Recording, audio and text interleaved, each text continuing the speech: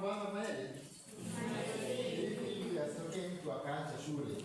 Maana mna tabia mnaanza alafu baadaye kutoa rejelea, baadaye kutoa jumla.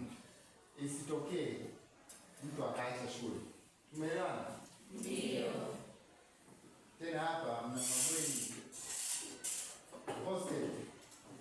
Zipo za kutosha hapa. Nyingine ziliandaliwa kwa ajili ya kidato cha 5 bado hawajafika. Kwa hiyo mwambie mzazi bwana mimi nataka nikae wapi? Hostel. Unajua faida ya kukaa hostel? Unapunguza ule muda wa barabarani.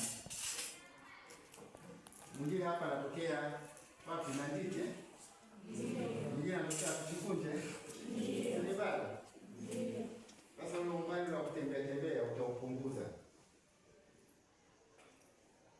Badala yake unatumia muda mwingi ukiwa wapi?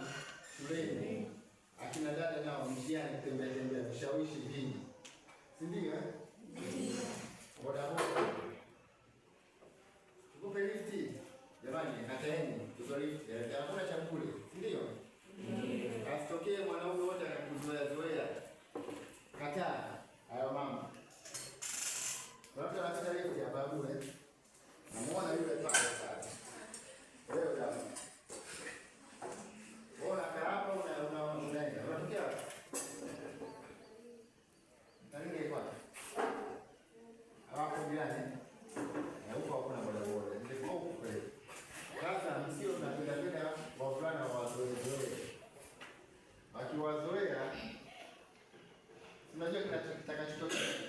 Ndio. Mtapata mimba. Nyinyi wakubwa sasa msijione watoto. Yaani kugusa tu imeitika. Msikubali kabisa. Kwanza soma. Elimu ni bure. Hapa watu si mnakula? Ndio. Mnapata chakula? Ndio.